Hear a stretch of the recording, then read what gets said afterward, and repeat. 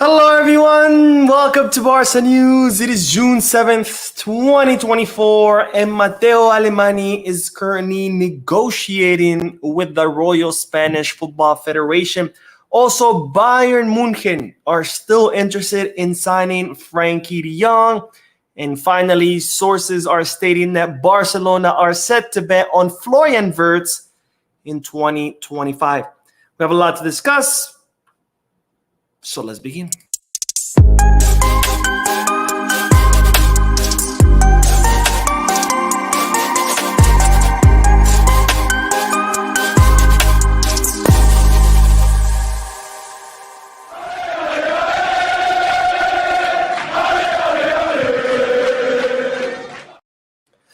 Hello everyone, welcome to the channel. My name is Mo and this is the Barca News live podcast, which is on every Mondays, Wednesdays, and Fridays at 6:30 p.m. Eastern Standard Time, where not only do I get to share the Barcelona news with you, but I also get to interact with you lovely people in the chat section by reading your comments out loud, answering your questions, and getting a discussion going.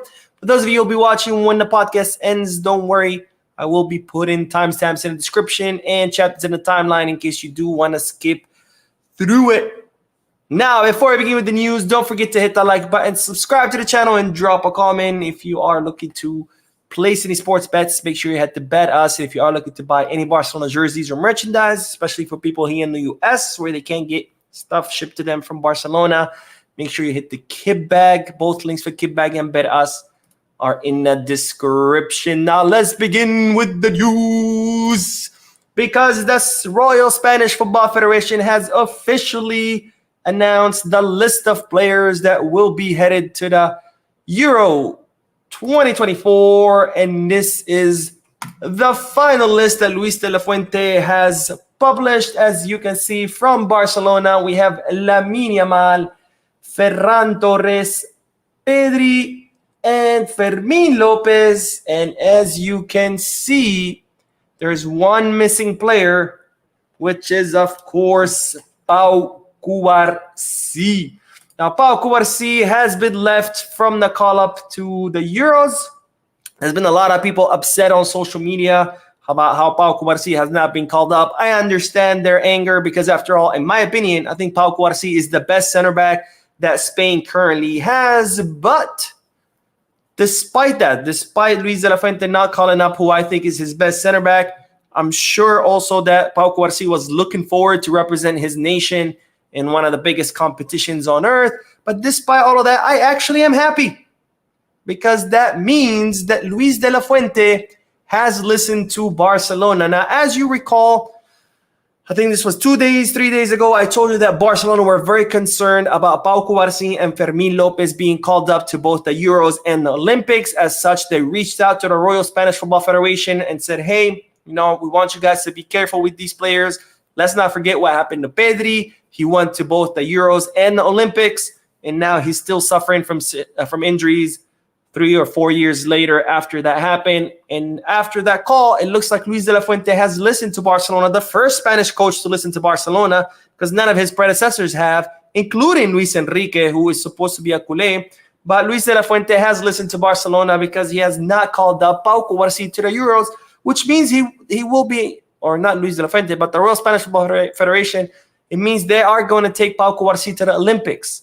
So it's good news that he's going to miss on Euros, because it means he's only going to go to the Olympics, not both, because let's not forget what happened to the last player who went to both, Pedri. He ended up paying for it dearly. So good news on that front.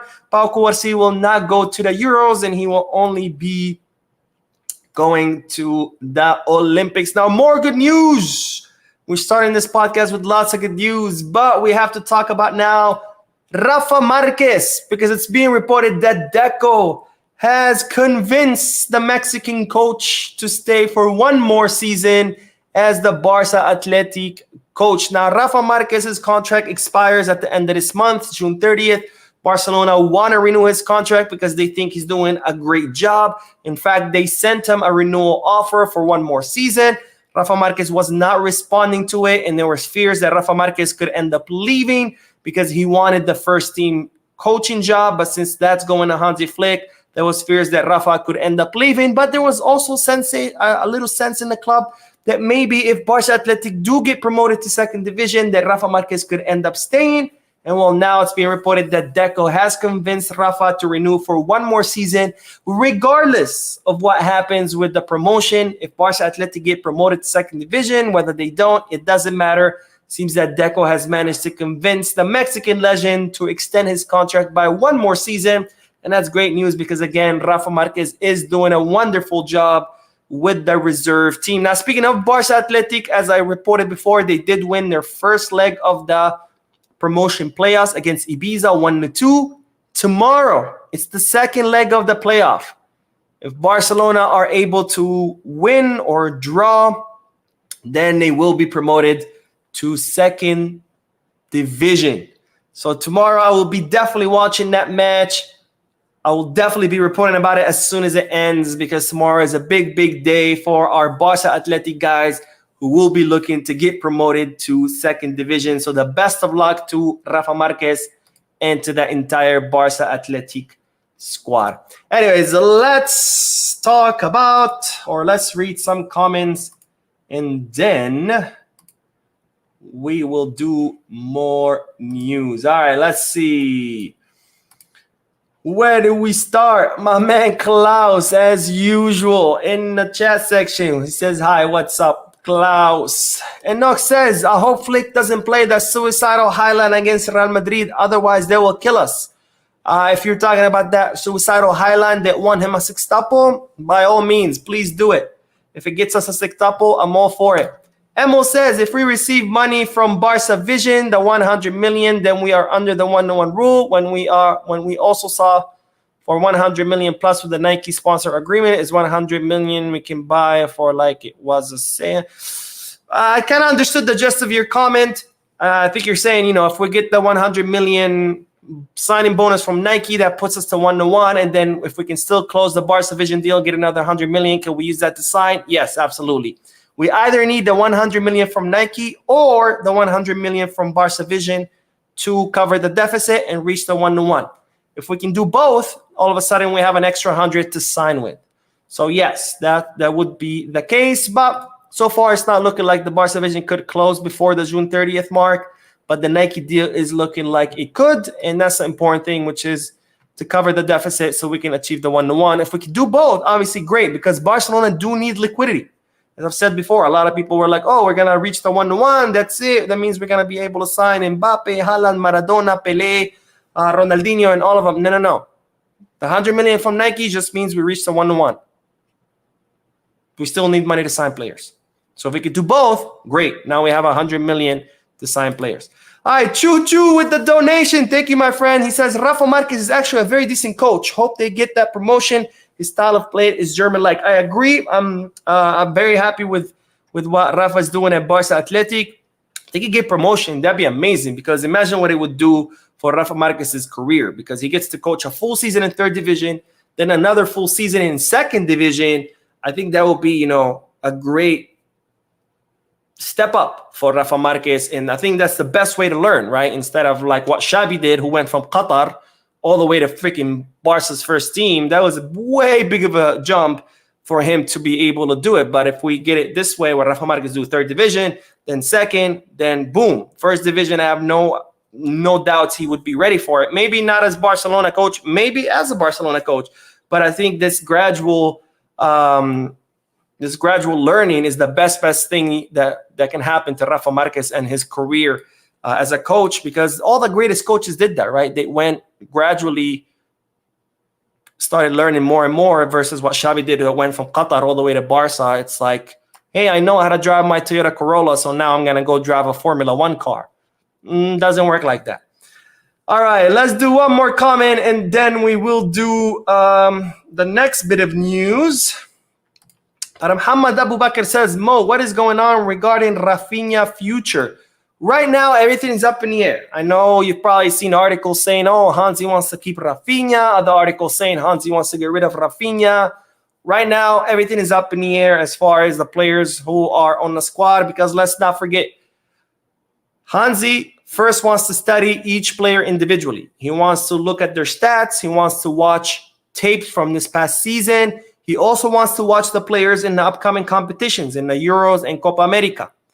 After he's done studying each player, and once the players have come back to the club from vacation and from the international duties, he wants to meet with each player individually and be like, hey, I saw your tapes, I saw your Euros or your Copa America, I saw your stats. This is what you're good at. This is what you need to improve. This is what you can do to become a better player. This is where I could use you. And then he wants to see him in practice. Once all of this has happened, Flick has studied each player, has met with each player, has seen each player in practice. Then he's going to definitively say, these players are staying, these players are leaving. So for now, don't get too attached to these reports saying, oh, Rafinha's staying, Rafinha's leaving, Ferran is staying, because right now everything is up in the air. And until that happens, until Flick studies everybody, until everybody's back, until Flick has met with them, until Flick has seen them in practice, we're probably talking about mid-end of July. So there's still going to be, plenty of time for any final decisions to be made. We'll see what Flick decides. All right, let's see. Let's get back to the news. And I realized something, but I forgot to get a picture for my boy Alemany. So I'm going to try to wing this and see maybe I can, share my screen in case people who don't know how Alemany looks like. But let me try this and see if it works. Oh, maybe you can't. Okay. All right. That's no big deal. All right. Let's dive back into the news because now we have to talk about Mateu Alemany, who is currently negotiating with the Royal Spanish Football Federation. Now, you might say, how is this news? Why do we care? Well, we care because, as I reported in a previous video, Joan Laporta was hoping to bring Mateu Alemany back to the club because, Mateu Alemany was very instrumental when Laporta first arrived. Alemany was, the architect behind how Barcelona were able to navigate the transfer markets despite having no money, despite having no financial fair play, despite having no space in their wage bill. Alemany was the one who was able to make 22 signings for Xavi despite the bad situation of the club. Alemany was also instrumental in navigating the wage bill and trying to decrease the wage bill.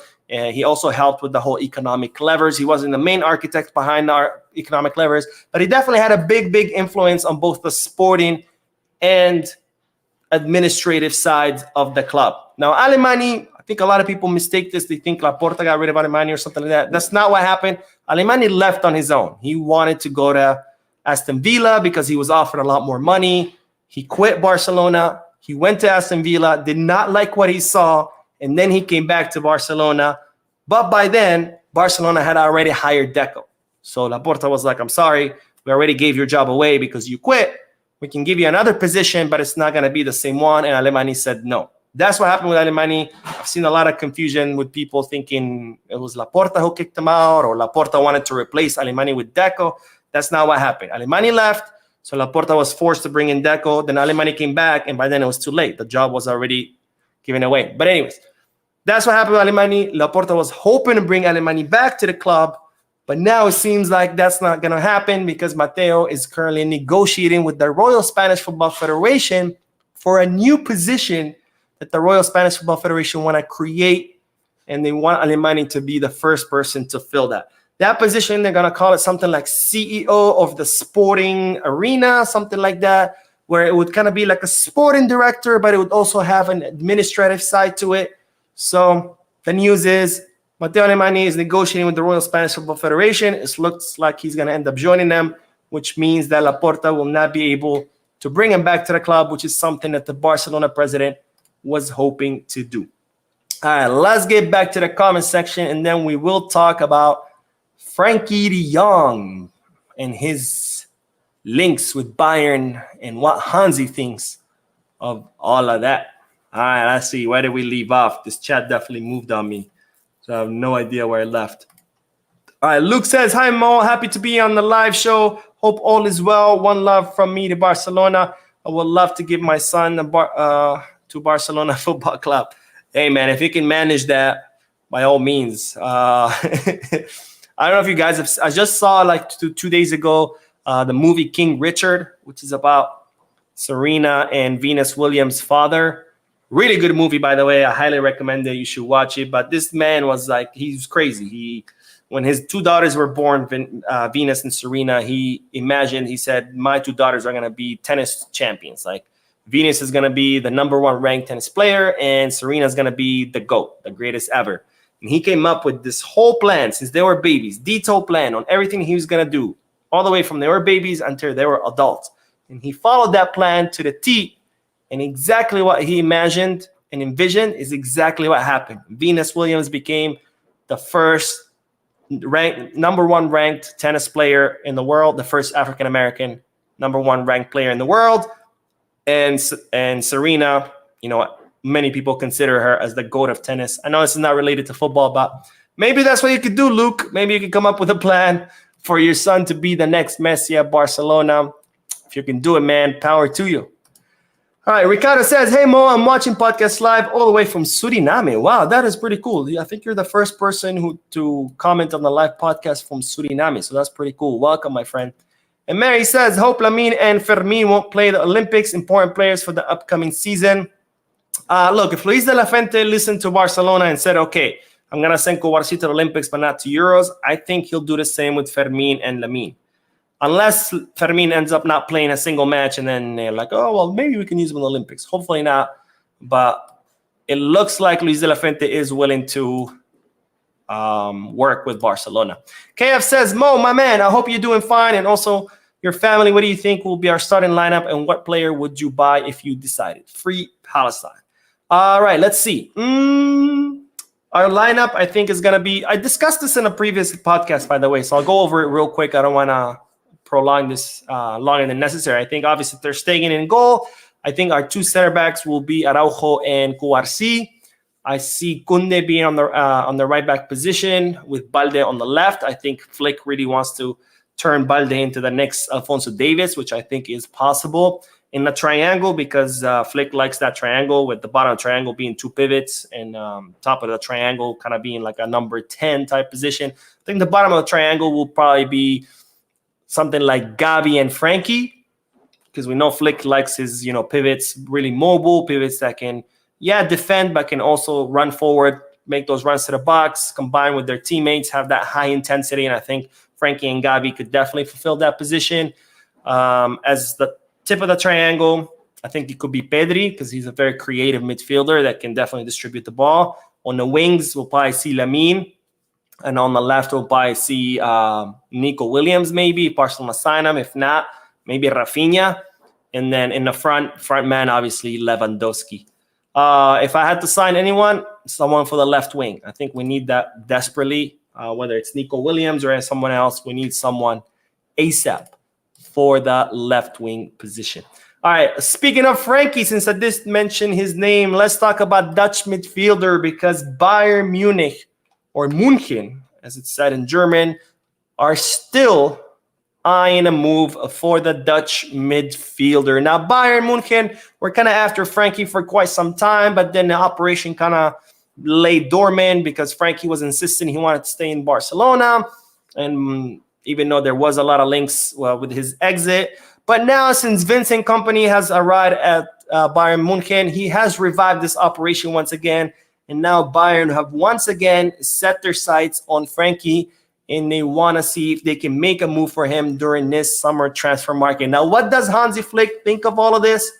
Well, Hansi wants to count on Frenkie. Hansi does not want to greenlight an operation where it sees Frenkie leaving the club.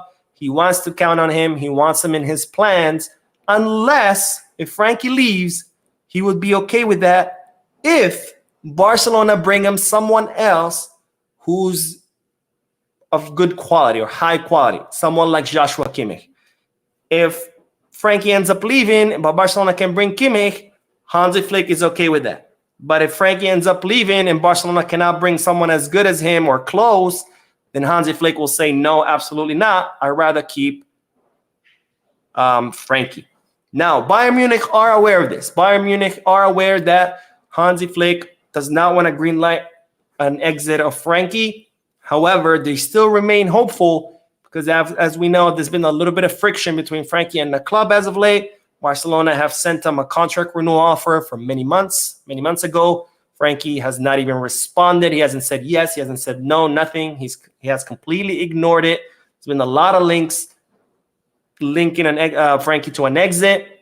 So even though Hansi Flick would not be willing to get rid of Frenkie, Bayern Munich still remain hopeful. Now, I think the best scenario if Bayern do end up going after Frenkie is for Bayern to sign Frenkie and for Barcelona use some of that money to bring someone else in his place, someone promising. I think someone like Merino, maybe Javi Guerra, even Kimmich, even though Kimmich is older, so I think it would be a little bit of a downgrade. I think that would be the best case scenario. I think Frenkie to Bayern, if they give us 80, 90 million for him, that's a huge plus for Barca. Plus, they get rid of their biggest salary on their books. And then instead, you bring in Merino, who would cost you maybe 25, 30 million. So you take the 90 you made out Frenkie, you pay 30 for Merino, you still have 60 million in the bank, and you just replace the highest salary of La Liga with Merino's salary, which is going to be probably a fraction of what Frenkie makes. That's my opinion, but I want to hear what you guys think, so let me know down below. All right, let's do more comments. Comments. I like comments. Mike Valencia says, how expensive was it to travel to Barcelona? That's a good question. Actually, from New York to Barcelona, the flight is not too bad. It's not too expensive. If you get it on time, ahead of time, if you get it when there's sales, you can get a flight from New York direct to Barcelona for maybe $370 to $400, which is not bad. Not bad, because I know people who paid a lot more to travel from other parts of the U.S. I'm lucky I live in New York, because from New York, you can fly anywhere in the world, and you can fly plenty of cheap flights. So you can get like $370 to $400 direct flight from New York to Barcelona round trip. As far as Airbnb and hotel, it really ranges. I mean, I usually stay in Airbnbs because it's cheaper. I also like to stay in an apartment versus a hotel. I don't like hotels. Most hotels are in tourist areas. You don't really feel like you're there. You feel like a tourist because you're at a hotel surrounded with other tourists in a touristy area. I like to get apartments in local neighborhoods, so I can get to know the local neighborhoods. I can walk to the local neighborhood. I can eat at the corner cafe in that local neighborhood. I like Airbnbs better. You can find Airbnbs all the way from $80, $90 a night to as much as you want to pay.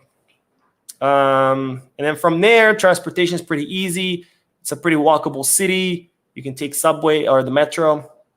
As far as food, if you eat at the local spots, you can actually save a lot of money. If you're going to go and dine out, you can also spend a lot of money. So, all right, let's see. The Matrix says, sell Frenkie now. He has been nothing but trash. I wouldn't say trash, but I don't think he's lived up to the hype, to the Ajax Frenkie. I don't think he ever really was the Ajax Frenkie that we all expected him to be. But I wouldn't say he's trash. Like, let's be fair. To Frenkie, I wouldn't say he was trash. He wasn't as good as we all hoped him to be, but, And my man, Trick Chocolat with the donation, who says, no question, no comment, just a little bit of cheddar for my bro. Thank you, my friend. Says, hope you're well. Thank you. A million times thank you. Trick Chocolat is one of the biggest supporters of the channel. He's a member of the channel. He's always donating. He's always in the comment section. He's always in the live section. He watches all the videos. So thank you, my friend, 1,000 times. Thank you. And we'll do one more comment, and then we'll talk about Florian Wirtz. So I'm sure you guys are waiting to hear about it. But some random mofo says, Mo, I heard that Luis Diaz is in front of Nico in terms of priority for the left wing position. I hope that isn't true, because Deco is making a big mistake. I don't think so. I saw that article too. I was going to comment on it, but eventually I decided against it because I can't comment on every single article I come across. Nico Williams is still the number one. Pole position. Is Luis Diaz being considered? Yes. But Nico Williams is still pole position for the left wing. He is Deco's favorite option. Flick likes that option. It's a lot more affordable than Luis Diaz. Do Barcelona like Luis Diaz? Of course. Would Barcelona like to sign Luis Diaz? Of course. But when it comes to priorities, Nico Williams is ahead of Luis Diaz. So That's it. Which, by the way, reminds me, I know yesterday I reported about Ndidi, being linked to Barcelona, and there was some people who were confused. They're like, what are you talking about? First you talk about Javi Guerra, then Merino, then Kimmich. And I have to clarify something. When a club wants to sign, and this is any club, not just Barcelona, any football club in any league around the world, when a club wants to sign a player for a position, they don't just go after one player. They make a list. They study the market. They analyze the market. They see who's available. They see who can fit. They see who can be somewhat affordable. And they make a list, a priority list, from the number 1 option all the way to the number 10 or 5, however options. Why? Because just because you want to sign a player doesn't mean it's going to happen, right? First of all, the player has to want to come to your club. Even if he does, his club has want to sell him to you. Even if the club wants to sell him, the transfer fee has to be agreeable because maybe they want too much and you can't afford it. And even if the transfer fee is agreeable, you still have to agree with the player on his salary. And we've seen sometimes like Kimmich, who wants 20 million, Barcelona cannot afford that. So there's a lot of factors that have to be met before a signing can happen. And a lot of times it doesn't happen. It's more often that a transfer fails than it succeeds. So that's why clubs make a list, because they go to the first one. Okay, let's negotiate. Crap, it didn't work out. All right, let's go to the second option. Crap, it didn't work out. All right, let's go to our third option. And they work their way down the list, because if you only pick one player, you try to negotiate, and then it fails. And you're like, shit, who's next? Oh, I don't know. I didn't do my research. Oh, let's start doing research. Let's start seeing who would fit the profile. Too late. The summer transfer market already closed. So when we talk about Javi Guerra, Merino, Kimmich, and Ndidi, these are all players on Barcelona's list. It's not that there's, it's lies because one day we're talking about one guy, one time. No. All these names are being considered by Barcelona. There's an order to them, of course. Kimmich being Hans's number 1 option. Merino is like the number 1 backup, where if Kimmich does not work, then Merino's next. Javi Guerra is someone up there. Ndidi, all the way at the bottom of the list. So, that's it. But anyways, I won't bore you anymore. Let's talk about Florian Wirtz, which is, I'm sure, many of you guys were waiting for, because today, Fernando Polo, a reporter who has pretty reliable news, has said that Barcelona will be betting on signing Florian Wirtz in the summer of 2025 if they recover their financial muscle. Now, here's where I come in. Florian Wirtz is a culé. There's no doubt about that. He's a big fan of Barca. He said on multiple occasions that it's his dream to come to Barca. Barcelona want Wirtz. Deco would love to have Wirtz. Laporta would love to have Wirtz. So both parties would be very much like to be in bed together, to put it that way. Now, we know Wirtz is staying at Bayern Leverkusen until 2025. So up to this point, this news is pretty believable, right? Wirtz wants to come. Barcelona want him to come. He's staying till 2025. The news says Barcelona want to sign him in 2025. So up to here, we're good. But here's where the problem lies and why I wasn't too keen on when I read this article. Bayer Leverkusen would want 120 million for Wirtz. I don't see Barcelona being able to spend 120 million next summer. Are we going to be better off financially? Sure. We're probably going to be under the 1-to-1 rule. Our stadium's going to be open, not full capacity, but it's going to be open. We're going to have more income. But I don't see Barcelona being able to spend 120 on one player. And that's just his transfer fee. Let's not forget, Florian Wirtz is not going to come to Barcelona to earn, $2 a month. He's going to want a high salary too. So I don't see it happening. We're just going to achieve the 1-to-1 this summer. We still have a huge liquidity problem. We still have a huge debt problem. And I don't see in 1 year from this summer till next summer, Barcelona all of a sudden being financially healthy that they're going to be able to afford this. Are they going to be better off financially? Of course. But I just don't see it. I'm sorry to be the bearer or the pessimist here, but I just don't want to blow smoke up your butts. This is not why I created this channel. You know, I know some people sometimes have accused me of clickbait. I've actually never been a clickbait person. And I'm not going to start now. I'm not going to tell you, but Florian Wirtz, 2025, welcome to Barcelona. Here we go. I'm not. I'd rather give it to you straight than just lie to you to get more views, because at the end of the day, that doesn't work. You might get the short-term views for that one video, but then eventually people are going to catch up with your bullshit, and you're not going to get views for the rest of your videos. I'd rather be straight with you, and that's it. All right, that was all the news for this live. So let's do several more comments, and then we'll end it. Marshall says, we need to keep our core players while strengthening our weak areas. Keep up the good work, Mo, watching from the Caribbean island of Dominica. All right. Thank you, my friend. I think you're the first person from Dominica to comment. That's pretty cool. I feel like the audience is really, really growing, and that's pretty awesome. At first, it was a lot of people from Trinidad and Tobago, but then slowly I've seen more people join from Jamaica, from what else? What other islands? I'm blanking out right now. But now from Dominica, Bahamas I've seen. So that's pretty cool, especially because I love the Caribbean.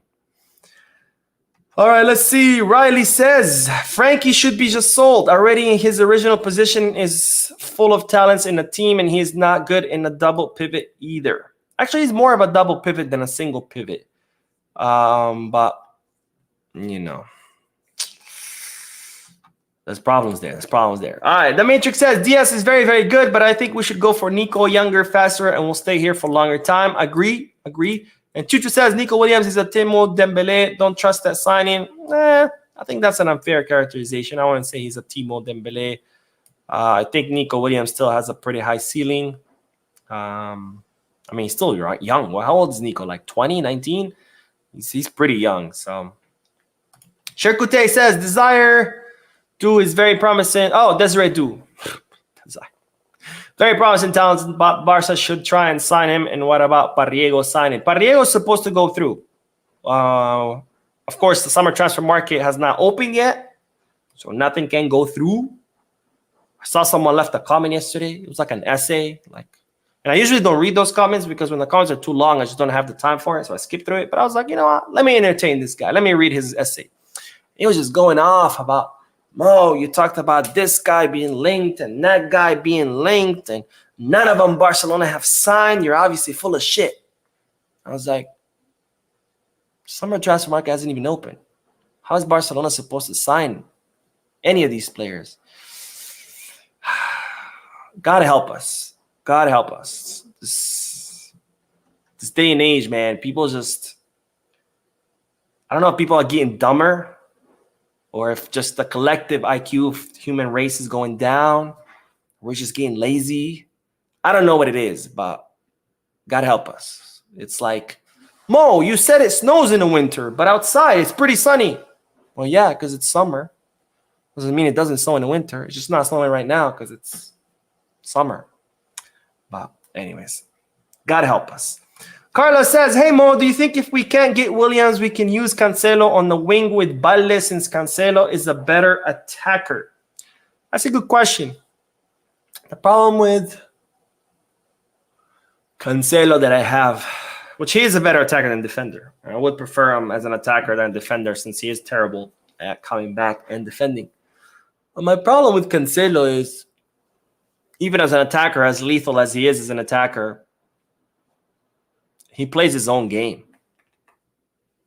He's just in his own world. He's kind of like Joao Felix, but with intensity.